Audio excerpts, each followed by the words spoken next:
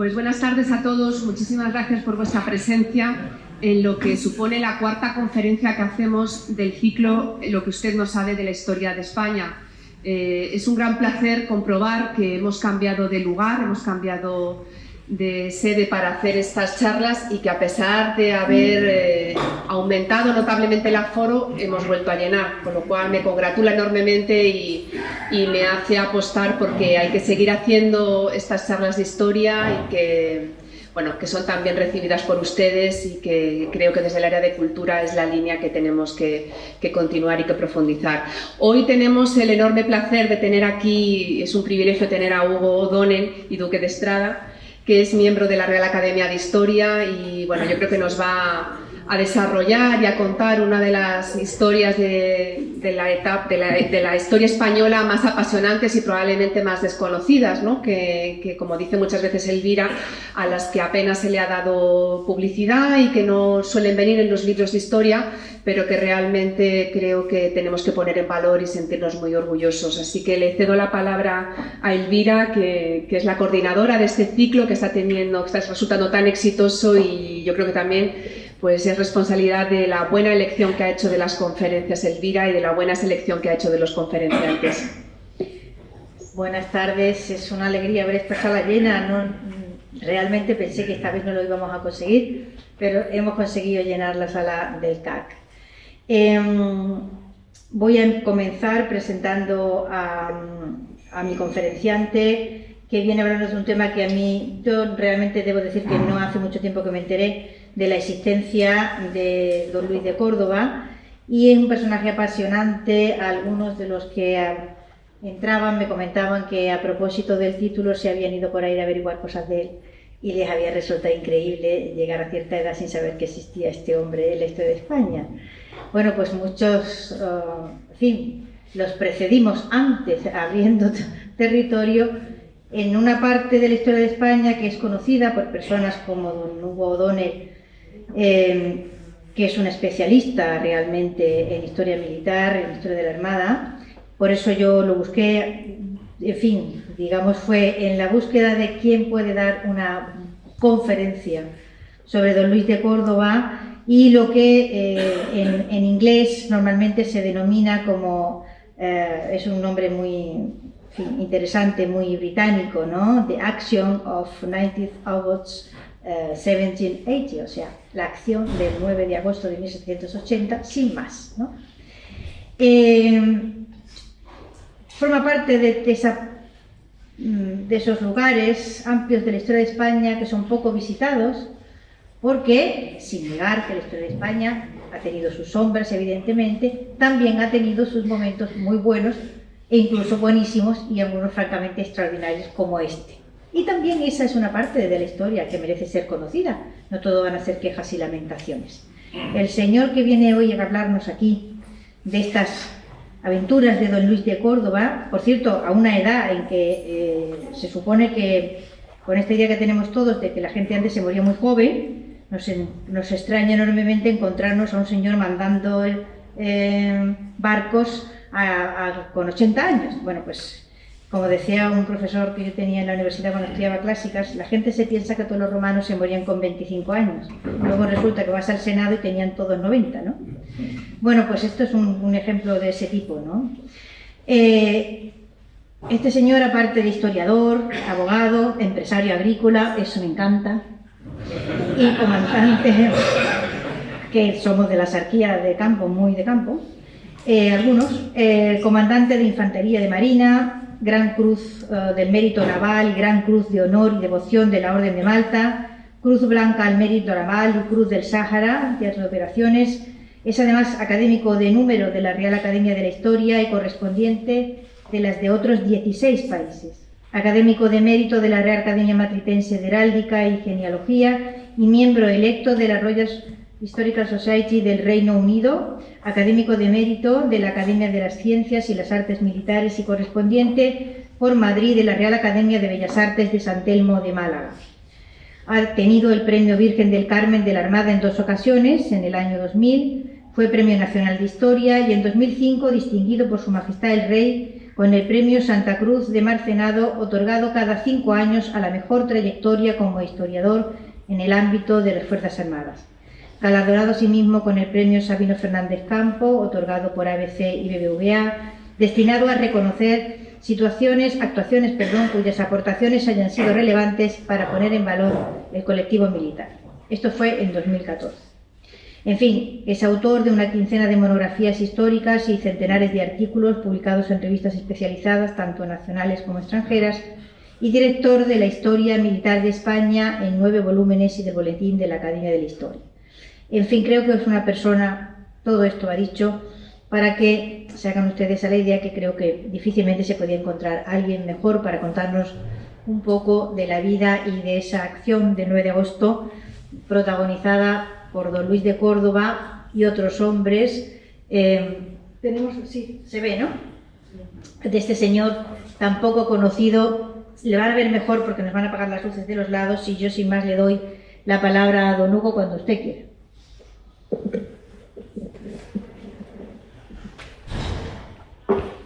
Gracias a mis dos predecesoras en el uso de la palabra y concretamente a Elvira por haber sido tan amable, por esa presentación tan amable y por haberme tenido en cuenta para este ciclo que ya en Madrid hay un dicho en el siglo XIX que respecto a los temas navales, en Madrid de sus altas banderolas nunca salpican las rugientes olas.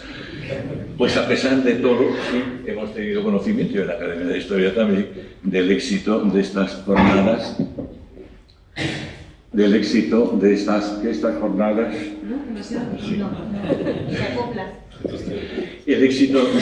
jornadas estamos completamente conocedores, de manera que sea enhorabuena y que esta no sea causa de que disminuya ni el público ni el nivel. Y a todos ustedes, señoras y señores, especialmente a mi familia que me acompaña en todas las circunstancias, en las tristes y en las alegres también, pues muchísimas gracias por su presencia, porque soy consciente de que hoy tenía un competidor muy señalado, la persona que está dando en este mismo momento la conferencia en el Salón de Espejos del Ayuntamiento, es el profesor Tom Chávez, buen amigo mío. Si yo estuviera en lugar de ustedes estaría allí y no aquí, pero en fin, allá ustedes con su conversación. Les voy a hablar de un personaje. Yo esta conferencia la había titulado, o me hubiese gustado que se hubiese titulado, Don Luis de Córdoba, un hombre, una coyuntura histórica, una acción memorable. Porque creo que serán las tres circunstancias, y yo voy a hablar de las tres circunstancias. Efectivamente, como ha señalado Elvira, a esta se conoce como el Action of 9 of August 1780. Yo creo que el término es adecuado, puesto que a veces aquí se ha traducido como la batalla de Cabo Santa María. En primer lugar, ni la ubicación es la correcta, próximo, ni el término de batalla tampoco es correcto dentro de la terminología de los conflictos militares. Estamos hablando de una acción exitosa, vamos a hablar mejor dicho, de una operación exitosa, pero no verdaderamente de un combate que no se produjo. Las consecuencias a veces son mejores, en este caso mejores que muchas batallas. Quiero señalar que a veces es injusta con nosotros, yo voy a subrayar estos aspectos, pues la historiografía británica en este aspecto es seria y en un personaje que es Robert Pitson, en sus Military Memoirs, hace alusión, que luego en otros aspectos no está acertado, dice en que este apresamiento del cual vamos a hablar es el mayor desastre experimentado por el comercio inglés en el mar. Él está hablando naturalmente de antes de la Primera Guerra Mundial, la Segunda Guerra Mundial, que como ustedes saben, pues el comercio británico se vio muy lacerado por los lobos submarinos de los dos Reichs. Pues bien, hasta entonces, efectivamente, que un historiador británico, pues efectivamente haga esta expresión, pues naturalmente nosotros devolvemos la pregunta en el sentido, bueno, ¿y si esto es tan importante? ¿Y si incluso la historiografía británica en algo que le es ajeno y contrario? Pues este es un tema tan famoso porque aquí no lo es. Es una pregunta que nos debería llevar a la reflexión. No es ahora el momento, ni yo tengo oportunidad, el tiempo corre en mi desfavor, de tantas cosas que me gustaría decir. En España, tanto la acción como el personaje sufrieron, digamos, el problema del cambio de mentalidad que supuso la caída de la Ilustración con el régimen, en la entrada del régimen liberal. El régimen liberal, por razones comprensibles por otras partes, no le interesaba subrayar los éxitos del antiguo régimen. De manera que eso pasa también en la historia de España, que se trata de subrayar los éxitos propios y ocultar los éxitos de otras temporadas. No voy a entrar en esa materia, es una materia absolutamente discutible. Por lo que respecta a don Luis de Córdoba, y Córdoba es un personaje desconocido, efectivamente, me parece muy bien el título del ciclo de personajes que ustedes no conocen. Bueno, presumís que no lo conocemos, porque estoy convencido de que mucha gente lo conoce, pero bueno. De manera que efectivamente lo es. Sin embargo, es un personaje que curiosamente no lo fue. Fue un personaje conocidísimo en el siglo XVIII. Es un hombre que va a vivir durante todo el siglo, va a vivir 90 años. Nace en Sevilla en 1906 y va a morir, como tantos otros marinos, en San Fernando en 1796. De manera que va a ser 90 años, porque todo el siglo estuvo ahí como fungiendo, como se dice ahora. Este personaje desarrolló una labor en la Marina prácticamente espectacular. Desde el momento en que empieza a mandar unidades a flota independientes, sobre todo en el momento en que empieza a mandar conjuntos, divisiones navales, a partir de su nombramiento como jefe de escuadra, su nombramiento como teniente general, su nombramiento como capitán general. Es un puesto en este momento más honorífico que real, porque solo se concede a personas de características muy singulares y de trayectorias singularísimas. De hecho, él será el único capitán general, juntamente con un personaje que también traigo ahora a colación y del cual, si me da tiempo, pues también comentaré algo, que es don Pedro Stewart. Los dos generales o tenientes generales, los dos que llegarían a ser capitanes generales y jefes del departamento de Cádiz, el primer departamento de Marina y de la escuadra asignada al departamento. Pues bien, este personaje era tan famoso en su época que cuando el virrey Revillagigedo, don Vicente de Güemes, se hace cargo del virreinato de Nueva España, es decir, de México, personaje muy contemporáneo, un poquitín posterior al momento estelar de don Luis de Córdoba, pues lo primero que hace es quiere que se amplíen las exploraciones de ese vastísimo antiguo imperio azteca, y entonces manda una serie de marinos para que haga una serie de exploraciones por mar. Y hay uno que se llamaba Fidalgo, que en 1790 tenía tan metido en la cabeza la importancia de don Luis de Córdoba que empieza a crear topónimos con Córdoba. El primer puerto del cual hace su base es Puerto Córdoba, luego descubre un glaciar, se llamaba Córdoba, naturalmente. Ahora toda esa toponimia ha desaparecido, esa toponimia que tenemos hasta en Australia, pues ha ido desapareciendo. Pico Córdoba e incluso Río Córdoba. Y él argumentaba que lo hacía en honor al gran don Luis de Córdoba y Córdoba, capitán general de su católica majestad Carlos IV. Porque está hablando de un periodo en que ya estamos en Carlos IV. Luis de Córdoba pertenece a una saga familiar que yo veo muchísimas connotaciones con otra saga familiar que nos es muy familiar aquí en Málaga, que son los Gálvez de Macharabiaga.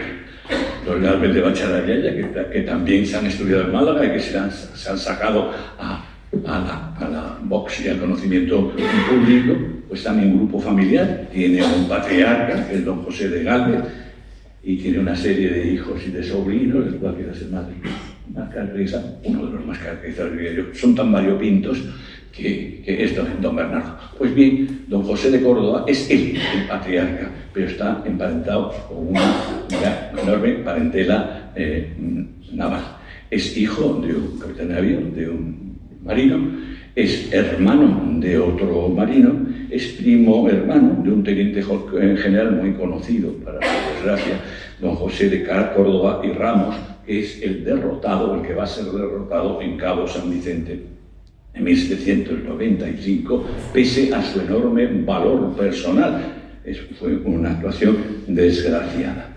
Y es tío de un capitán jovencísimo, capitán de navío, heroico capitán de navío, José de Córdoba y Rojas, que había sido, o que sería, mejor dicho, el defensor de Buenos Aires contra los ingleses, y que poco tiempo después, en 1805, sería fusilado por los patriotas, para ellos, de la nueva patria, como llaman los argentinos, a ese proceso revolucionario. Fue fusilado en el Cerro del Papagayo.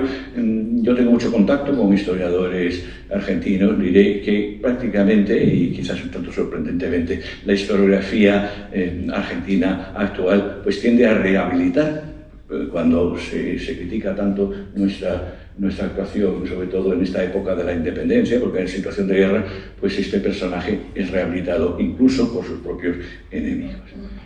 Estamos viendo, quizás este será el momento para que se vea mejor respecto a la iluminación, estamos viendo en esta vista, en la siguiente que voy a poner, el retrato del Museo Naval. Es un retrato anónimo de don José de Córdoba y Córdoba. Don José de Córdoba y Córdoba, que es un personaje que, a diferencia quizás de los Gálvez de Macharabiaya, no es un mero hidalgo local, sino es un personaje del primer rango, digamos, nobiliario, porque estamos hablando de don José Fernández de Córdoba y Fernández de Córdoba, que ha abreviado su apellido. Es hijo de primos hermanos para unos, de tío y sobrina para otros, entre los que me encuentro, pero en cualquier caso que tenían el mismo apellido y que ambos acortaron el apellido, a diferencia de su abuelo, que se llamaba don Luis Fernández de Córdoba y Lasso de la Vega, y otros apellidos, todos muy ilustres. De manera que Luis de Córdoba, o Fernández de Córdoba y Fernández de Córdoba, es un personaje de primera magnitud. Es primo del duque de Medinaceli y de Santisteban. Es descendiente del gran capitán. Está emparentado con la mayor nobleza y la nobleza más poderosa económicamente del momento. Pero, ¿qué es lo que pasa? Que es un vástago de una rama secundona. Una rama secundona, sevillana, afectada por esa institución que conocemos típica del antiguo régimen, que es el mayorazgo. Como todos ustedes saben, el mayorazgo es una institución que nosotros no estamos capacitados para criticar ni para alabar, porque no estamos en esa época, pero sí para comentar, en virtud de la cual pues el primogénita o la persona designada por el que creaba el mayorazgo se arramplaba prácticamente con todos los bienes, o lo principal, de los bienes raíces. Tenían algunas obligaciones para el resto de la familia, pero obligaciones segundas. De manera que nos encontramos con unos señores muy ilustres, pero sin patrimonio, que además se ven afectados por otras circunstancias también muy propias del antiguo régimen. Y es que para conservar, pensemos un poco Don Quijote lo que más aprecia es en su condición de hidalgo. Pues estos, y a otro nivel todavía mucho mayor, lo que más aprecia es su condición nobiliaria.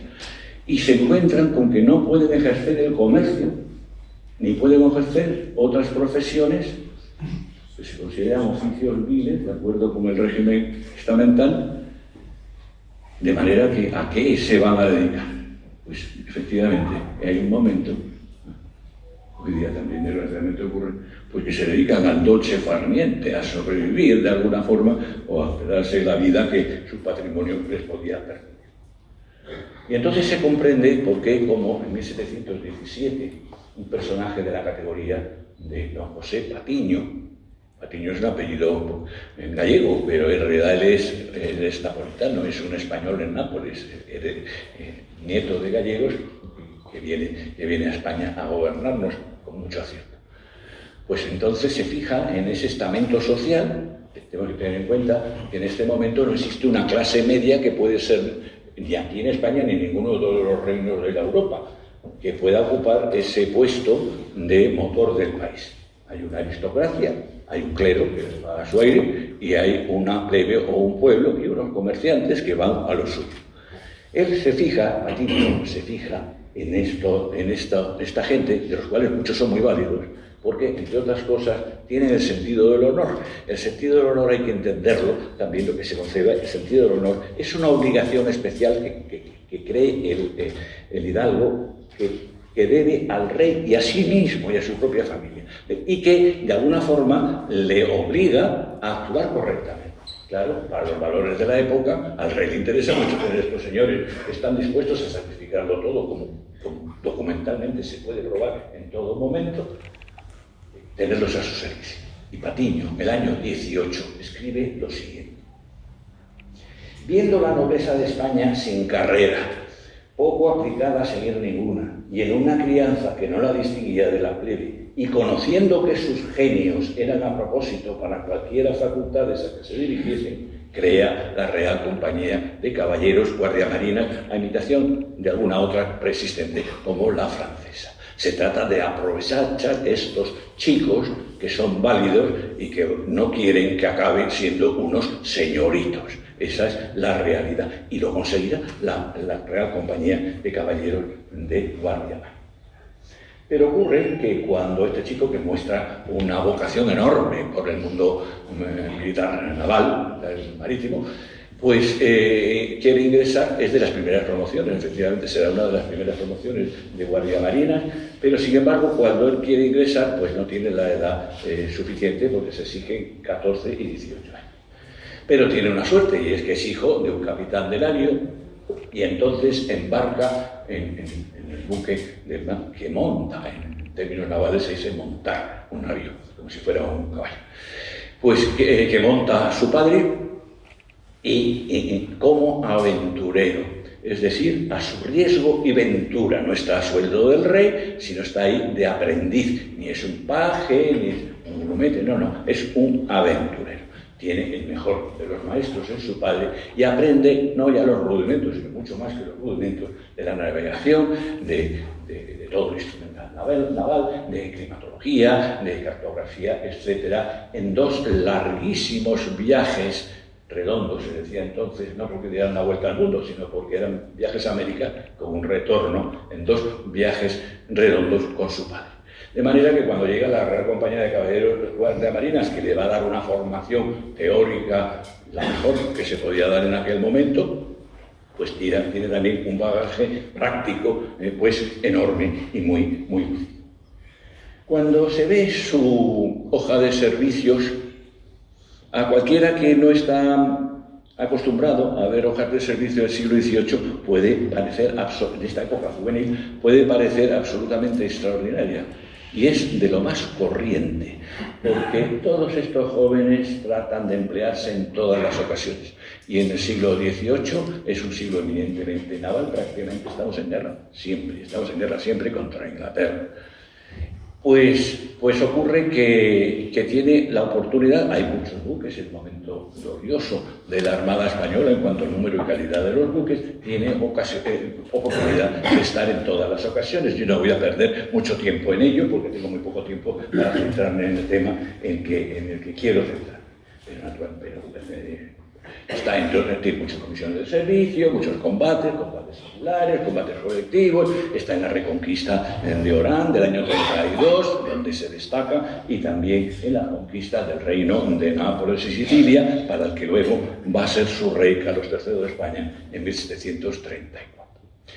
Y cuando ya por fin obtiene un mando independiente importante, el navío La América, en 1741, se va a producir un hecho en el cual yo veo que se va a producir también un cambio en su vida radical. Va a ser un precedente porque se va a tratar de una presa, de las muchas que luego va a conseguir, yendo en conserva. En conserva quiere decir cuando un buque va junto a otro para una misión conjunta.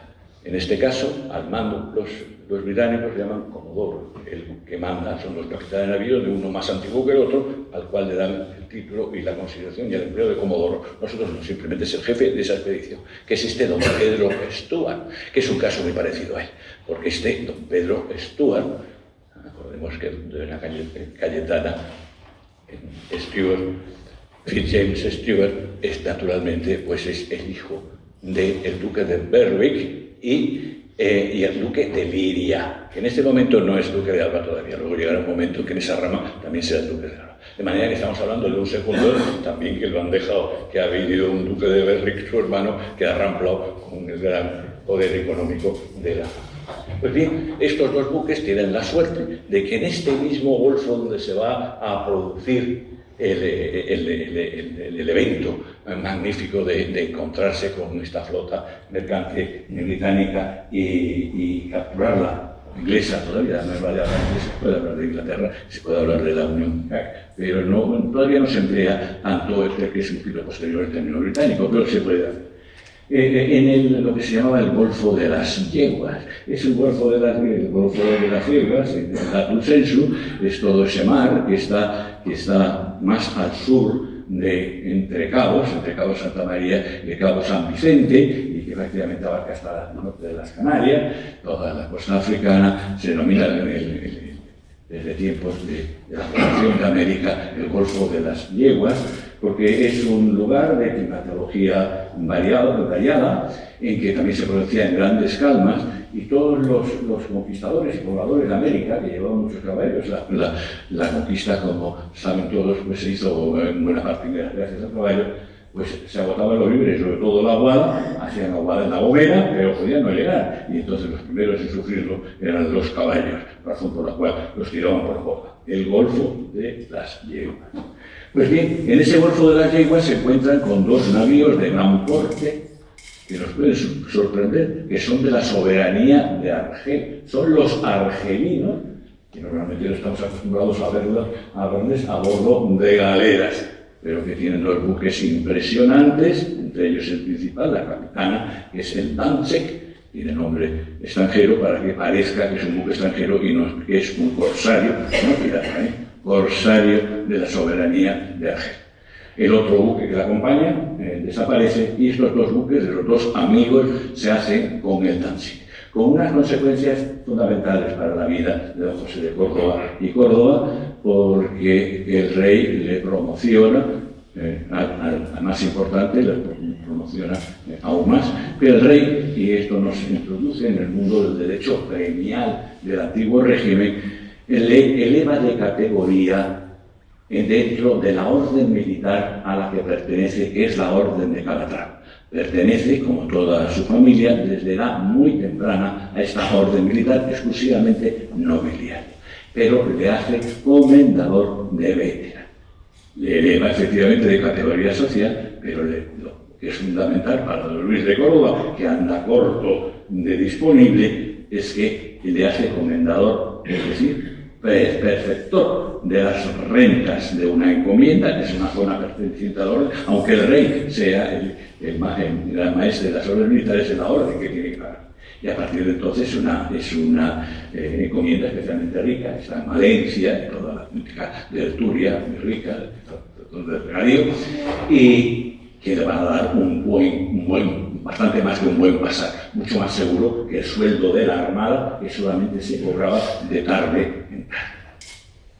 Asciende a jefe de escuadra y inmediatamente después realiza otras muchas navegaciones que no puedo cifrarme en ellas. Y en 1771 pasa a mandar como jefe de escuadra, en calidad de comandante general, la mayor parte de las fuerzas navales de España, arrolando su insignia en un buque que nos suena a todos, el Santísima Trinidad, para bien y para mal, porque es un buque del cual se puede hablar bien, o se puede hablar bien y se puede hablar mal también. No es el momento de hacerlo. Vamos a pasar a la siguiente ilustración, la cual vemos no es absolutamente contemporánea, pero nos puede dar una idea de cómo se producía esa toma de posesión de un comandante general de la flota. Ahí aparece efectivamente el navío ese mayor, ese gigantesca mole de Santísima Trinidad de puentes, aparecen otros navíos de 74 cañones, de doble puente, de 2 puentes, y aparece la falúa del capitán general que va a tomar posesión.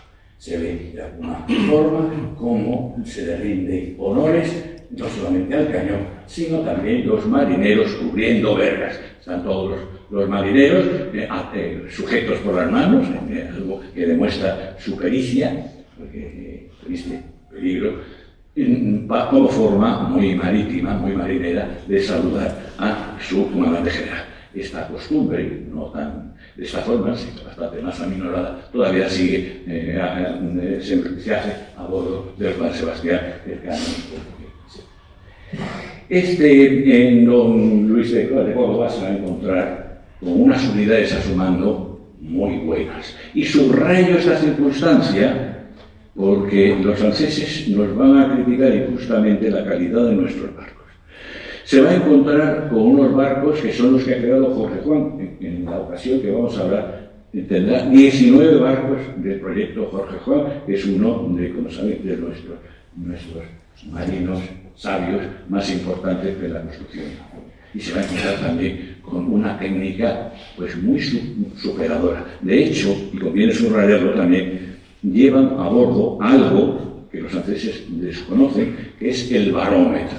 El barómetro es enormemente útil para muchas cosas, pero sobre todo para detectar las tempestades al sitio donde va a ser mandado, que es precisamente al canal de Panamá.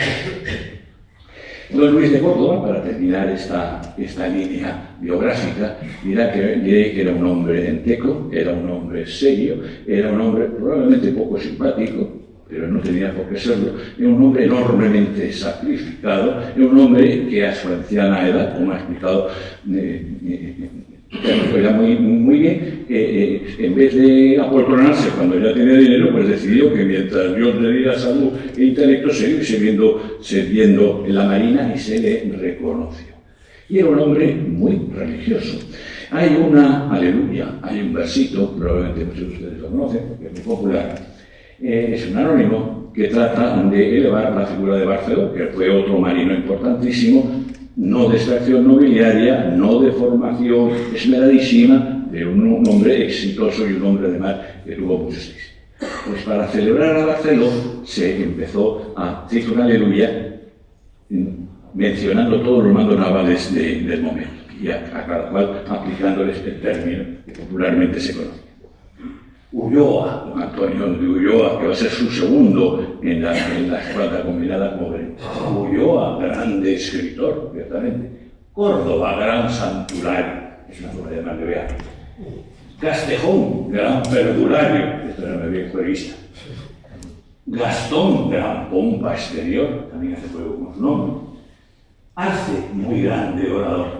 Ponce, grande presumido. Casteño, grande en el vestido. De manera que esto nos refleja un poco la impresión que tenemos de don José, de don Luis de Córdoba, sobre la cual volveremos. Dejemos por ahora la biografía, o basta ya con estas pinceladas, y vamos a entrar en un momento en que ya estamos muy próximos a los acontecimientos que nos reúnen aquí. El 16 de junio de 1779, España entraba en guerra más que a favor de las colonias sublevadas, yo diría pese a las colonias sublevadas, puesto que Carlos III no veía con buenos ojos que unos súbditos se rebelaran contra su rey, de manera que las cosas son como son, más como aliados de Francia que como aliados de las 13 colonias americanas. Y lo hacía en un momento muy tardío. La guerra empieza en 1736 y hasta 3 años después no entra en guerra Carlos III, porque Carlos III era un hombre fundamentalmente bueno. Tenía muchísimos escrúpulos de entrar en la guerra. No es el momento de explicar, porque tendré muchísimo gusto en explicarse los motivos por los cuales España entra en guerra. Pero por fin lo hace. Y entonces se crea un plan estratégico naval, porque lo que tenemos es una flota francesa y una flota española, hay que hacer un plan estratégico con 2 alternativas que veremos temporalmente una a otra. La primera de ellas es que también algo poco conocido, y es el plan nada menos que de invasión de Inglaterra. y es el momento histórico en que Inglaterra estuvo incluso más completamente que en tiempos de la mal llamada Armada Invencible, en 1588, estuvo a punto de ser invadida por un ejército francés que estaba acantonado en la base principal de Brest y varios lugares de acantonamiento a lo largo del estrecho, y con unos efectivos de unos 40.000 hombres, contra los cuales Inglaterra no tenía un ejército de tierra importante para nada. Utilizaba a los irlandeses para sus guerras coloniales, pero en realidad como ejército, hasta tiempos de Wellington, no tendrán buen ejército. Con 400 transportes para trasladar esas tropas, con caballos y artillería al mando de un general muy importante, como fue el príncipe de Conde. Y entonces se estudia la posibilidad y se llega a la práctica de que una flota, teníamos la necesidad de dominar el Canal de la Mancha, de manera de agrupar una flota que fuera más importante que la inglesa, de forma que se pudiera efectuar efectivamente el traslado de este ejército. Vamos a pasar a la siguiente diapositiva, por favor, Débora. Bueno, ya llega la siguiente diapositiva. Mientras llega y no llega, yo no quiero perder mi tiempo. Aquí estamos, muy bien. Aquí tenemos la delegación de la flota española. Completamente, que en tiempos de la mal llamada Armada Invencible, en 1588, estuvo a punto de ser invadida por un ejército francés que estaba acantonado en la base principal de Brest y varios lugares de acantonamiento a lo largo del estrecho, y con unos efectivos de unos 40.000 hombres, contra los cuales Inglaterra no tenía un ejército de tierra importante para nada. Utilizaba a los irlandeses para sus guerras coloniales, pero en realidad como ejército, hasta tiempos de Wellington, no tendrán buen ejército. Con 400 transportes para trasladar esas tropas, con caballos y artillería al mando de un general muy importante, que fue el príncipe de Conde. Y entonces se estudia la posibilidad y se llega a la práctica de que una flota, teníamos la necesidad de dominar el Canal de la Mancha, de manera de agrupar una flota que fuera más importante que la inglesa, de forma que se pudiera efectuar efectivamente el traslado de este ejército. Vamos a pasar a la siguiente diapositiva, por favor, Débora. Bueno, ya llega la siguiente diapositiva. Mientras llega y no llega, yo no quiero perder mi tiempo. Aquí estamos, muy bien. Aquí tenemos la navegación de la flota española y vemos algo sorpresivamente, que España puede armar. Tenía mucho más navíos. Una cosa es tener navíos y otra cosa es poder armarlos, es decir, ponerlos en situación con dotaciones suficientes, con artillado suficiente, con víveres suficientes, nada menos que una flota poderosa de 42 buques de guerra, de lo cual el más significado son los 32 navíos de guerra. Vemos como una de las divisiones las manda don Antonio de Ulloa, con su orden de marcha: 1, 2 y 3, vanguardia, centro, retaguardia. A esta escuadra importante, más importante que la francesa, Francia consigue aportar una flota también muy importante, hasta sumar 100 buques de guerra. Esto supone que es una flota el doble de importante a la que la Home Fleet puede oponerse. Es verdad que la Home Fleet, la flota inglesa, está combatiendo también en el Caribe y está también combatiendo en el Índico. En realidad, el almirante Hardy solamente podría disponer de 37 navíos. Se crea un consejo de guerra conjunto y entonces surge la primera confrontación con los franceses. Hay un personaje que es el conde d'Orvilliers, de gran aprecio por la corte de Luis XVI, al cual se le da el mando completo. A don Luis de Córdoba se le da la retaguardia, y a otro francés, que es el general de Stein, que también el general de mar, Stein, se le da la vanguardia. El centro se lo reserva al jefe. De manera que resulta absolutamente absurdo esas acusaciones que se hacen por parte de los franceses, que los españoles pretendieron arrancar con todo el poder. Estaban con su derecho de mandar la flota combinada y en atención a la amistad entre las dos coronas, pues no lo hicieron. Pasamos a la siguiente, por favor. En la madrugada del 31 de agosto de 1779, la flota francesa y la flota, ahí se ve muy mal, desgraciadamente, el original está muy deteriorado, pero vemos como a la izquierda están las flotas españolas, la flota combinada en línea de combate, que va a combatir, es una forma de combatir del momento. Aparece la flota de Hardy, se asoma, mira y sale despedida, sabe, corriendo a refugiarse en el puerto de Plymouth al amparo de las baterías de la propia base. Y el conde de Orvilliers desprecia el consejo que en ese momento le da don Luis de Córdoba de que es el momento idóneo de cruzar el canal. En la zona de hoy en día las operaciones anfibias lo único que esperan es tener el dominio del mar en el sitio que se va a hacer la operación, y más da que en otras partes hay otras rutas. Y este consejo de don Luis de Córdoba es desatendido.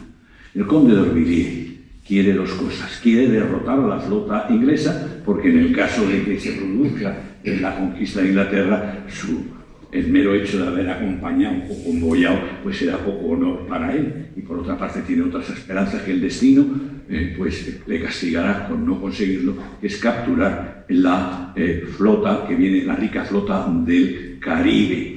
Vamos a ver la siguiente ilustración. Aquí vemos una ilustración de esta época en la cual se demuestra cómo era apetecible la flota del Caribe, sobre todo por esos barriles llenos de tabaco y llenos de otros productos de azúcar y llenos de otros productos que se mandaban a Inglaterra. Ocurre mientras tanto, bueno, la flota inglesa se ha retirado y el conde de Orvilliers sigue R que R buscando, tratando de localizar esta flota. ¿Qué ocurre entre medias? Pues ocurre simplemente algo muy corriente. Después están transcurriendo varios meses en la mar, que se produce un brote de tifus exantemático. A bordo de barcos franceses. También nos achacarán que la enfermedad la habíamos llevado de forma que él aborta por completo la operación y tiene que desinfectarse el puerto de Brest. En este momento se produjo, y la prensa de la época lo refleja, un verdadero pánico. La bolsa de Londres prácticamente pues tuvo que cerrar para no quebrar. Hubo gente que tuvo que trasladarse, o se trasladó llena de pánico, porque estaban convencidos de que si ese ejército cruzaba el canal, Inglaterra hubiese estado conquistada. De manera que fue el momento, habrá otra intentona por parte de Napoleón, incluso Hitler tenía la idea de conquistar Inglaterra, pero insisto, y en mi opinión, este fue el momento que el destino impidió que. Cuando esto fracasa, la flota española vuelve a reavituallarse, ha sufrido de los diversos temporales, a Cádiz, pero se pone en práctica el segundo plan geoestratégico, que es la del bloqueo de Gibraltar. Está empezándose el bloqueo de Gibraltar y la mejor forma de apoyar ese magnífico bloqueo, que luego tendría muy poco éxito, pues es enviar la flota de don Luis de Córdoba también al norte con una doble misión. En primer lugar, bloquear que Gibraltar, desde muy lejos, que llegue otra flota de socorro a Gibraltar, y por otra parte, volver a hacer una intentona de conquista. Ya muy difícil, puesto que no bis in idem, ¿no? Era muy difícil. Y es el momento en que encontramos a don Luis de Córdoba tratando de cumplir con su misión en la operación que nos reúne hoy. Sin embargo, voy a adelantar algo. Cuando llega don Luis de Córdoba a la corte de Madrid, se encuentra con una agradable sorpresa, y es que el ministro de Estado, el conde de Vergennes, le envía un extraordinario, como se decía entonces, un regalo personal de Luis XVI, consistente en una caja, que no se conserva, en una caja de tabaco, muy propio, naturalmente, que era lo que esperaban quedarse, y con un cuadro también rodeado de brillantes, con una dedicatoria muy lucida y bonita, de Luis XVI a Luis de Córdoba y Córdoba. Pero este Vergennes, que también se llena de alabanzas a don Luis de Córdoba, es su peor enemigo. Es una persona que será el que origine esa historiografía contraria a la actuación de Luis de Córdoba y don Luis y de la actuación española. Él menciona, ahora se han salido a la luz los documentos, se refiere a don Luis de Córdoba como ce vieux hiératique, este viejo decrépito y hierático. Claro, me molestaba bastante que él quisiera defender los intereses de España. Bueno, y entonces era una forma de rehabilitar a ese rubicundo, digo rubicundo con conocimiento de causa porque conozco un retrato del conde de Orvilliers. Pobre conde de Orvilliers, diremos, porque estos marinos lo pasaban muy mal. Tuvo la desgracia de ver morir a su hijo como consecuencia de esta peste. También le ocurriría a don Luis de Córdoba, que ese chico, su hijo, que fue brigadier de la Armada, premoriría. Efectivamente, don Luis de Córdoba, tengo entendido, y debe ser así, que no hay mayor desgracia que premuera uno de los hijos de la muerte personal. Pero por lo general fue un hombre muy suertudo, tuvo mucha suerte y aún abusando de su paciencia, me permito aportar una pequeña investigación mía al respecto. Ocurrió que en el año 97, a poco de haber muerto don Luis de Córdoba, pues le tocó la lotería. No es propiamente esto, la lotería ya existía, la había traído a través de Piso Tanucci, se había inventado el Nápoles y la había traído Carlos III, que descubrió que efectivamente era una fuente de ingresos para el área importante. Pues no le tocó la lotería, pero algo muy parecido. Como todas las personas de esa época, patriotas, compraba bonos del Estado, lo cual era una inversión pésima. Pero de cuando en cuando, esos bonos reales hacían una especie como de sorteo y le tocaron varios miles de reales. Con ese motivo él no los pudo disfrutar, sin embargo, pero sí su testamentaria. Perdónenme por este inciso. De manera que nos encontramos en este momento con que está de vuelta en Madrid. Pero estas críticas francesas no hace como ella ninguna, ni en Carlos III, ni en sus principales ministros del momento, que son el conde de Floridablanca y Aranda, y con los condes de Floridablanca y de Aranda. Marcelino González, que es un capitanario investigador, un buen amigo mío, pues se encontró un documento interesantísimo, una carta del 27 de noviembre de 1779, en que Floridablanca escribe a Aranda: me parece que el viejo, refiriéndose a don Luis de Córdoba, en este momento tiene 73 años. El viejo es más alentado y sufrido que los señoritos de Brest, los franceses. Creo que es muy acertado. Y tanto se le reconoce que en Carlos III es una de las casi las primeras promociones de caballeros banda Gran Cruz de Carlos III. Una cruz que no es solamente nobiliaria, es una cruz de meritocracia. Su lema es virtute et meritum, que son dos características específicamente de don Luis de Córdoba. Inmediatamente le hacen director general de la Armada. Caso insólito, porque tiene el mando operativo por una parte de la escuadra de operaciones y por otra parte no se mueve un clavo sin que él lo decida y lo dictamine. Mando administrativo y también jurídico. Bueno, ya por fin nos metemos en tema y ya estamos acercándonos al final. Al principio de agosto de 1780, la escuadra de Luis de Córdoba ha recibido esas órdenes que hemos dicho, de que tiene que irse hacia Brest para hacer planes, en primer lugar, bloquear cualquier escuadra desde allí que pueda salir de los puertos del sur de Inglaterra a ayudar a socorrer Gibraltar. Y por otra parte, empezar a establecer una nueva idea de conquista de Inglaterra con los franceses.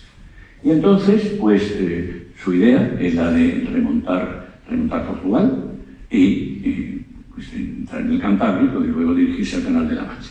Para hacerlo, no debe aprovechar los vientos y debe aprovechar un lugar en que efectivamente son buenos, que no lo detecten los portugueses. Los portugueses en ese momento no están en guerra, pero son muy pro-ingleses. Y entonces ocurre que a 300 millas al oeste de Cabo San Vicente, por favor, ponemos otra imagen.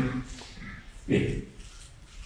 Bueno, no sé si bien o no sé si verán, ya lamento que no sean de mayor calidad, los originales no lo son.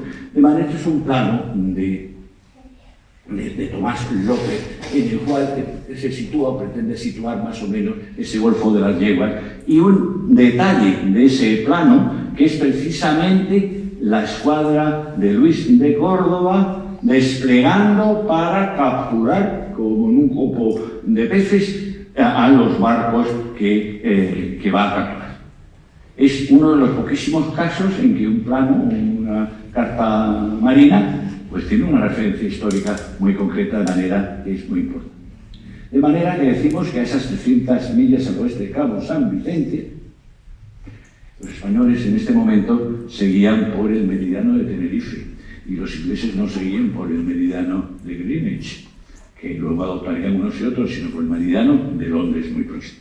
Bueno, pues en la noche del 8 al 9, pues se oye a bordo de Santísima Trinidad, a la 1 de la mañana, oscuridad absoluta, se ve un relampagueo en el horizonte y el consecuente ruido del cañoneo un poco posterior. Esto naturalmente pone en sobreaviso de lo que está pasando, porque la escuadra española, que en este momento cree que se trata de buques franceses que vienen a engrosar, él tiene también una división, Luis de Córdoba, una división francesa que le apoya, es decir, que buques franceses, pues cree que se trata de ellos. Pero no saben identificar lo que significan esos cañonazos, y lo voy a explicar brevemente. El código de señales, que luego veremos, hay señales luminosas, hay señales visuales y hay señales también al cañón, naturalmente reservadas, tanto las luminosas como las del cañón, para la noche. De manera, hay poca forma de jugar con ellas, pero son dos cosas. Una, el número de cañonazos, y dos, el intervalo entre los cañonazos. Con esos dos datos eran bastantes para saber si ha topado con el enemigo o no, o son amigos, podemos combatir o no debemos combatir, que es lo más fundamental de todo. Sin embargo, no lo pueden interpretar. De todas formas, don Luis de Córdoba adopta una decisión que va a ser absolutamente decisiva, y ordena virar a toda la escuadra. En realidad, estas velas son detectadas en contramarcha. Ellos van hacia el norte y estas velas se dirigen hacia el sur. Una situación ideal. Ordena virar para mejorar su posición, para cuando sea con los albores del amanecer caer toda la flota y ver qué es lo que pasa o qué velas son estas. Bueno, ¿y qué pasa? ¿Quiénes son efectivamente estas velas? Porque estas velas, incluso con anterioridad a la detección de los españoles, este convoy inglés detecta a los propios españoles y los detecta visualmente. Se trata de un convoy conjunto, es un convoy de dos compañías que son las que lo pagan, y con dos misiones y con dos objetivos, dos destinos distintos. La Compañía de Indias Orientales y la Compañía de Indias Occidentales. Y es de los más numerosos de la época. Hace muchos años que los puertos británicos no salían hasta 63 velas juntas, de diferentes portes. No solamente los documentos españoles hablan de fragatas mercantes, en realidad también se trataba de Indiaman o Indiamen, esos grandes transportes muy armados, todos van armados, y con destino a la India. Unos van al Caribe, unos van a Jamaica, Kingston. En realidad se ha dicho, creo que desacertadamente, que volveremos sobre eso, será lo último que diremos, que la guerra de las 13 colonias se vio muy favorecida con este apresamiento. No digo que no, directamente, en realidad, ese regimiento de infantería inglesa va a reforzar Kingston y Jamaica, donde hay una flota francesa peligrosa del almirante Sheen. Y los otros van a las Indias Orientales, no van a hacer como esta escuadra de al llegar a las Islas Canarias, aprovecharse de los alisios como hizo Colón para llegar hasta Jamaica, sino que van a seguir bordeando África, van a sobrepasar, van a remontar el Cabo de las Tormentas, el Cabo de Buena Esperanza, van a remontar por Mozambique y pretenden llegar al Golfo de Bengala. ¿Por qué? Porque Inglaterra tiene guerra ahí también, no solamente con el Poncherí, la francesa, con Poncherí, francesa, sino con la primera guerra maratha que se han sublevado contra los ingleses. Esta es la realidad.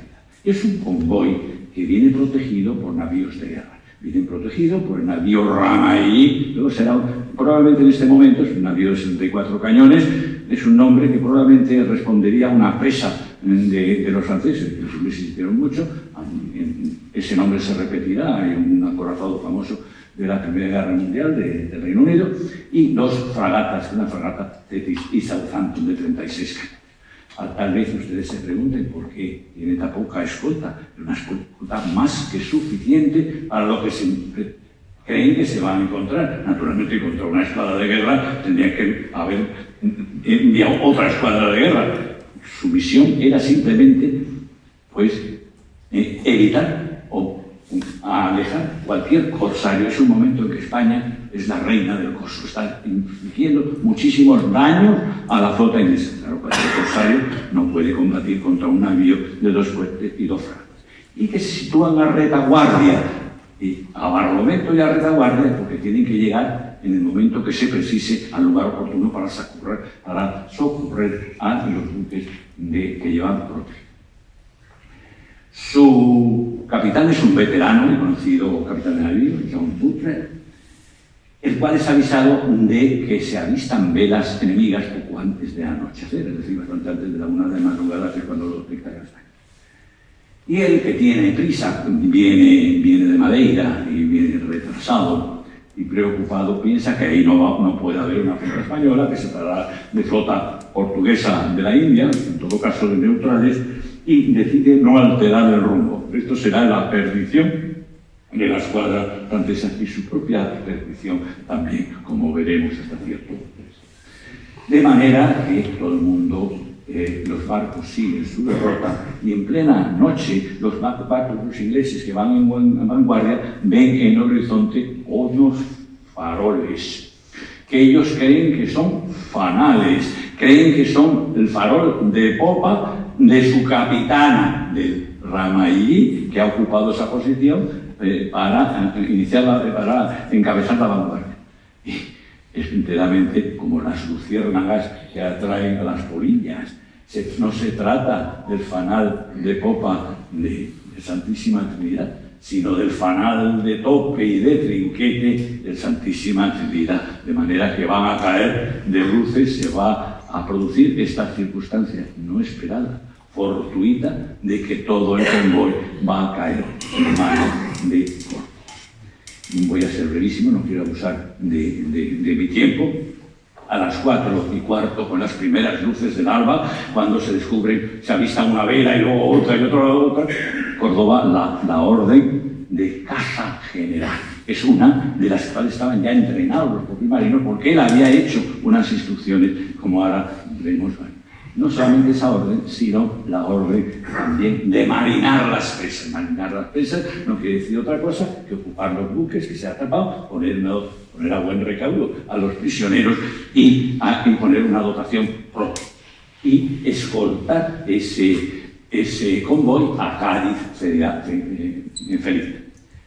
Pero Córdoba se daba cuenta también de otra circunstancia, y es que el capitán Cutray, que ya ve que va a la boca de los enemigos, va a retaguardia, como hemos dicho, tiene tiempo de virar en redondo y de dar órdenes a los buques que tiene inmediatos, los demás están demasiado lejos, para que le sigan seguir. Van a ser los indiaman o indiamenses, los que se van a salvar. De todas formas, y no puedo insistir en mucho, diré que Luis de Córdoba llega a capturar 55 y 56, entre 55 y 56 las relaciones, y ahora vamos a ver una de esas relaciones. Las relaciones varían y se producen esas capturas, porque hay la escuadra francesa, porque dentro de la propia escuadra hay diversas distribuciones de cinco cuadros, por alguna razón no puede salir la escuadra. Estos 5 navíos tratan de alcanzar al capitán Cutray, pero el capitán Cutray consigue evadirse. Como explica don Luis de Córdoba, fue muy difícil la operación. Él habla de que se llevó a cabo con viento duro. El viento duro es un viento que en realidad contradictorio con largar todo el velame como hace Córdoba. Es una maniobra peligrosa que dificulta, que tumba la quilla y dificulta los movimientos de orzada y arrebada del timón, con mucha habilidad y riesgo. Lo que nos descubre efectivamente que las dotaciones españoles estaban muy adiestradas, cosa que desgraciadamente con el tiempo dejarán de estarlo. De hecho, uno de los fallos de la derrota de Cabo San Vicente y desde luego Trafalgar fue precisamente la falta de entrenamiento de las dotaciones. Estoy terminando ya. En la tarde del 10, el día 10, se forma otro convoy, porque naturalmente la escuadra tiene que seguir para arriba. Su misión principal no es la de capturar presas. Manda con el jefe de escuadra Vicente Doz y los navíos San Carlos y Miño y la fragata Dorotea los manda hacia Cádiz, y están en la carraca, pues fondean y inmediatamente se procede a todo lo que administrativamente exigen las ordenanzas de la Armada. Es decir, en primer lugar, ver que hemos cerrado las escotillas, poner unos guardias para que nadie robe nada. Y se produce el desembarco de 2.865 prisioneros, además de 66 caballos que iban a bordo y 36 mulas. Se salvaron por lo menos del Golfo de las Yeguas. No es justa la descripción de Pitson de que los prisioneros es injusta y es ingrata. Dice que los prisioneros compusieron un desfile triunfal como el que los españoles nunca habían contemplado. Falso. Parece enteramente que los prisioneros decidieron por Cádiz y que todos los gaditanos empezaron a tirarles cáscaras de barraca. Falso. Es ejemplar el tratamiento que se llevó a cabo con los oficiales, por supuesto, y conservaron todas sus pertenencias, con los marineros sus petates y con las señoras que iban a bordo, en número de una treintena. Se produjo un acto más de estupidez que de generosidad, que fue permitirles que señalaran los bártulos que decían que eran de su propiedad, cuando en realidad eran buena presa, como declararía el tribunal. Y entonces estas buenas señoras hicieron poner con una tira: este es mío, este es mío, esto es mío.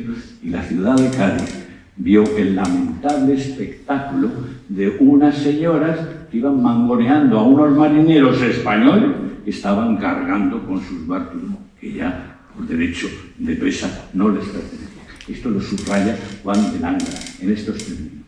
Nos hará poco honor en el concepto sensato de las naciones que habrán de discernir y no equivocarse y juzgar como indolencia lo que es generosidad. Bueno, añadiremos que el éxito es enorme, que se valora en 1,5 millones de libras, que traducido en los reales, en los duros, se llaman duros porque son francamente duros, los reales de 8 de plata, 140 millones de reales, es decir, el doble prácticamente justo del mayor botín que se había conseguido en el siglo, que fue la toma de La Habana en 1760, en el reinado anterior. Bueno, han salido pues estas instrucciones de don Luis de Córdoba de cómo tenían que, en cuanto se avisaran en las velas, lo que tenían que hacer. Vamos a poner la siguiente. Pues, bueno, la Armada será especialmente muy beneficiada porque conseguirá, aparte naturalmente del honor y de levantar la moral, pues toda una división de fragatas que se resultarán muy longevas y muy buenas. La Santa Balbina, la Santa Royal George, Santa Viviana y otros, y conseguirá sobre todo muchísimos pertrechos para sus propios navíos de 74 cañones. Hasta 2.100.000 pesos duros se reparten entre la oficialidad, la tripulación y la dotación. La oficialidad de guerra y de mar recibe 1/3 y cada individuo recibe su parte, y contienen un plus los timoneles y los gavieros, que llevaron a cabo naturalmente pues la parte del León y de la Presa. Termino ya, simplemente diré algo anecdótico que hace referencia a esta publicación, y es que parte de esos prisioneros, en un momento determinado, pues se decide que se lleven a Sevilla. La razón por la cual se lleve a Sevilla, medio centenar, sobre todo de gente más bien joven, es que mientras están en Cádiz, están siendo visitados por capellanes del regimiento de Ultonia. El regimiento de Ultonia es el regimiento de infantería irlandesa en el que militaron parte de nuestros parientes, de mis queridos primos y míos. Y estos capellanes pues dicen, bueno, pues esta es la oportunidad de hacer apostolado. Pues hagamos apostolado con estos prisioneros. Y les convencen, les instruyen en la doctrina católica, y muchos manifiestan su voluntad de convertirse al catolicismo. Claro, había enorme duda de si efectivamente eran sinceros o querían mejorar su situación de prisioneros. Eso no lo sé. Pero lo que sí es cierto, que en vista de lo cual planteaba un problema teológico, fue pues cómo los bautizamos, de manera que enviémoslo a la sede metropolitana más próxima, la de Sevilla, que decidan ahí. Ahí en la sede de Sevilla, pues deciden de todas cosas, siguen con la instrucción cristiana, les someten a un proceso para ver si efectivamente son sinceros, son seleccionados 30 para ser bautizados, y se crea un problema curioso, y es que no todos pertenecían a la misma religión, puesto que había anabaptistas que tenían que esperar para ser bautizados. El problema es que no se puede bautizar 2 veces. Y si el bautismo en alguna de las religiones cristianas se puede considerar como válido, pues la Iglesia Católica no puede volver a bautizar. Y el problema naturalmente se refiere a la Church of England. Naturalmente estamos hablando de la oficialidad. Los demás son fundamentalmente presbiterianos y episcopalianos. Bueno, esto crea un follón teológico, que por fin se soluciona de la manera más pragmática, y es bauticémoslo, pues subcondición. Y efectivamente se produce esta ceremonia importantísima el 28 de diciembre de 1780. Tal vez alguno de ustedes se queda con la duda, bueno, ¿y qué le pasó al pobre John Murray? No le pasó tanto, estuvo a punto de perder la cabeza, porque en aquella época Inglaterra castigaba más que la desobediencia, castigaba sobre todo el no ser exitosos tan en la cumbre de su poder. Tenemos en cuenta que en 1756, que no está tan lejano, se fusiló al almirante Byng, que simplemente pues, no quiso combatir en un momento buscando un momento peor. La prensa amarilla, que tiene muchísima influencia en el Parlamento, enorme influencia en el Parlamento, prensa bastante manipulada por intereses, hoy como ayer, ajenos a los intereses propios de Gran Bretaña, pues pide un castigo ejemplar. Murray se defiende diciendo que él dio orden de retirada, lo que pasa es que los demás o no pudieron o no quisieron. No se castiga que no combatiera, pero sí que no tomara más medidas. Efectivamente le quitan el mando del Ramaí, pero poco después le vemos mandando el navío Edgar. La paz con Gran Bretaña se firma el 30 de enero de 1793, que va a coincidir con el nombramiento de Córdoba como capitán general. A la hora de definirnos de alguna forma si esta acción tan importante repercutió o no en la guerra al advenimiento de esta paz, llegaremos a la conclusión de que sí. Inmediatamente no. Pero mientras estos acontecimientos están teniendo lugar, hay unas conversaciones secretas en Madrid entre la corte de San James y la corte de San Ildefonso, que pretenden que España llegue a una paz unilateral y Francia, dejando a Francia aparte, para que esas dos naciones lleguen a algo que era tentador en la mentalidad de Carlos III. Y llegamos a un acuerdo de ponernos de acuerdo de tal forma que de enemigos nos convertamos en aliados que impidan que las naciones americanas, que están a punto de serlo, también las españolas, adquieran la independencia, se subleven contra sus soberanos. Es un acuerdo entre soberanos. El soberano británico es menos soberano que Carlos III. Si esto hubiera sucedido, probablemente los Estados Unidos hubieran obtenido la independencia. Si se unen las dos naciones, una de las cuales España va a ser definitiva, juntamente con Francia, a obtener la independencia, pues ni los Estados Unidos probablemente hubieran en ese momento, posiblemente más adelante sí, ni tampoco las jóvenes repúblicas sudamericanas hubieran, porque Inglaterra hubiera apoyado a España a Inglaterra. Carlos III era un hombre enormemente honorable. La tentación fue muy grande, pero él no quiso dejar a su pariente Luis XVI, dejarlo de lado. Perdonen por haberme cedido en el tiempo y muchas gracias por su atención.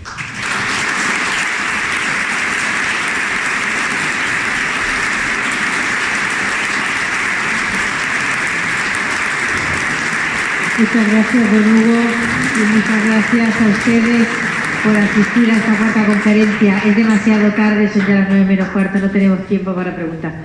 Pues hasta la próxima, que será aquí en el CAC otra vez, ¿de acuerdo?